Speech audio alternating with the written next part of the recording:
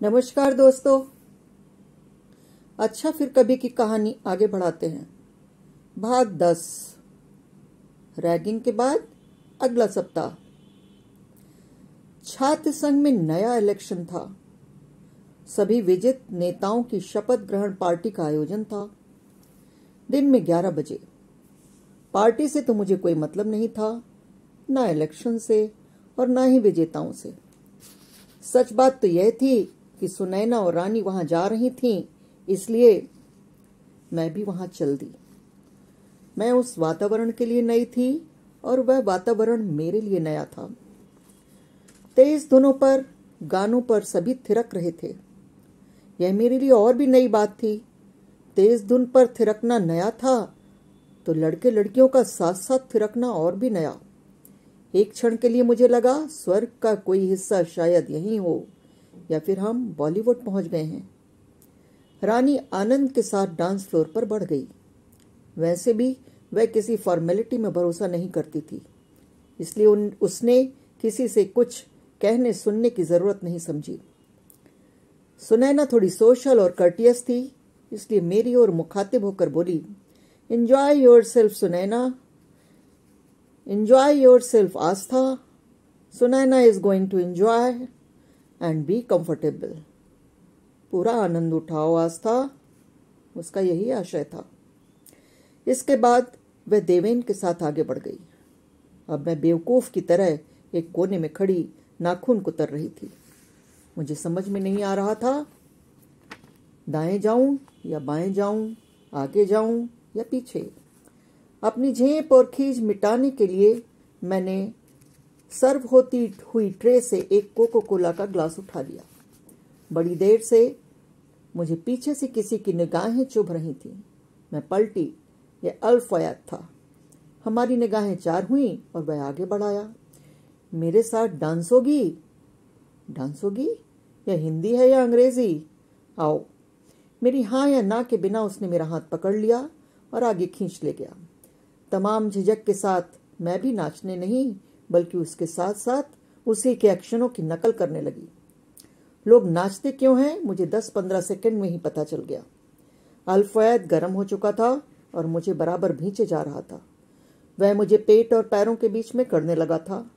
प्रतिक्रिया विहीन मेरी निगाहें नीचे झुकने लगी थीं। जब दोनों को सहने से बाहर हुआ तो हमारी आंखें फिर चार हुईं और वह पूछ बैठा, कहीं चलें? मेरी निगाहें झुक गईं और माथे पर पसीना छलछला आया।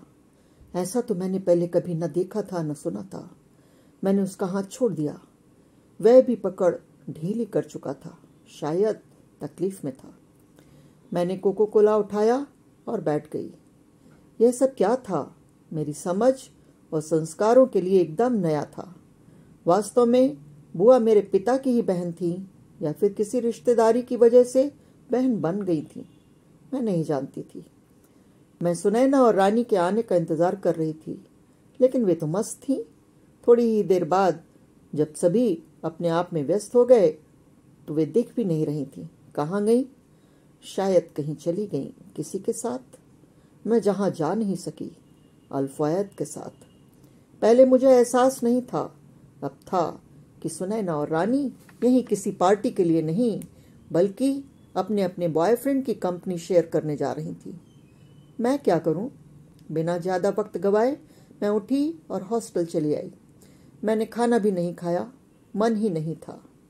वैसे भी यूनिवर्सिटी से हॉस्टल आना बहुत कठिन न था, लेकिन अल्फायद मुझे बहुत दिन तक गढ़ता रहा। जब मिलता मुस्कुरा देता, अकेला पाता तो कहता डांस होगी। उसने मेरी सांस्कृतिक जड़ों को हिला दिया था। हॉस्टल में एक माह बाद फिर क्या हुआ? आस्था कह रही है, लाख चाहने पर भी हॉस्टल में मुझे अकेला कमरा न मिल सका। उन्नति मेरी रूममेट थी और सोमा शहर से बाहर मेरी मित्र बन चुकी थी। वह भी ज्योग्राफी में थी, लेकिन मुझसे 1 साल सीनियर थी। फिर भी मेरी उसकी बनती थी। दिन में मेरा समय सोमा के साथ कटता था और रात में उन्नति के साथ घूमती फिरती थी। उन्नति और सोमा दोनों विलक्षण लड़कियां थीं। आश्चर्यजनक रूप से चकित करने वाली मित्र थी। हम तीनों का एक गैंग बन गया था। उन्नति, सोमा और आस्था। हर दिन उत्सवमय था। हॉस्टल यूनिवर्सिटी में शुरू में घर छोड़ना बहुत अखरता था।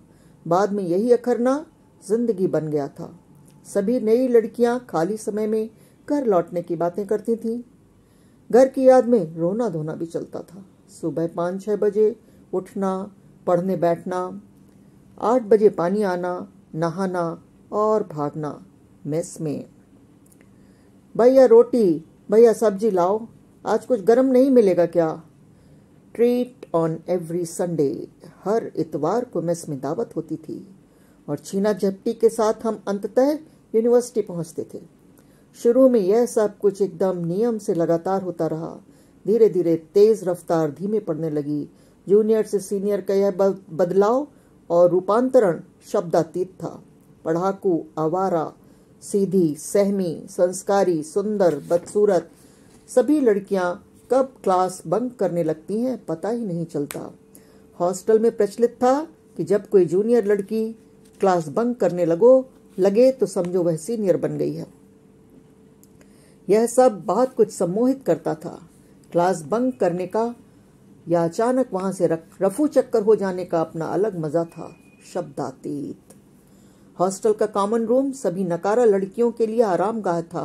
क्रिकेट, इंडिया पाकिस्तान के match, fashion, gossip, carrom, tennis, mess का खाना, दूसरों के कपड़े और दूसरों के जीएफ, बीएफ, गर्लफ्रेंड, बॉयफ्रेंड, फिल्मी हीरो हीरोइनों में कौन सा ऐसा विषय था जो लड़कियों की अपनी स्थिति परिस्थिति और मनः स्थिति के अनुरूप नहीं उठाया जाता था। इमोशनल ब्रेकडाउन से निपटने के लिए कॉमन रूम से बेहतर कोई जगह न थी। पूरे देश में अनूठे, सृजनात्मक और ताजा मस्तिष्क यहीं आते थे और हुटिंग करते थे, गाते थे, नाचते थे, बहस करते थे और गालियां बकते थे। खाना आते ही खत्म हो जाता था। आलोचना चलती रहती थी। टोस्ट एंड रोस्ट के इस दौर में हम कारपेट पर ही घुड़का बजाने लगते थे। कॉमन रूम रात में 11 बजे बंद कर दिया जाता था। समोसा और कोक के साथ हम कमरों में लाइट बुझाकर भी जागते रहते थे। कोई हिम्मती लड़की कभी कभी बियर का जुगाड़ भी कर लेती थी। कुछ भी कहिए, इट वॉज फन। ये दिन फिर कहाँ लौटते हैं। कॉमन रूम से दिखने वाली सबसे फेवरेट जगह थी विजिटर्स हॉल। लड़के भी नाम अनाउंस कराकर लड़कियों को बाहर बुला सकते थे। कॉरिडोरों में लगे फुल साइज के आईनों के सामने खड़े खड़े लड़के लड़कियां घंटों बातें करते थे।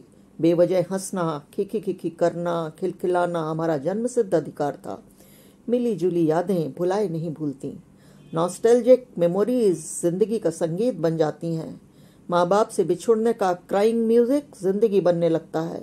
यादें न मिटती हैं न भूलती हैं, जिंदगी का अभिन्न अंग हो जाती हैं। हमें कपड़ों के सूखते ही हटा लेने का निर्देश था, लेकिन हटे हुए कपड़े ढेर में गंदे होते थे।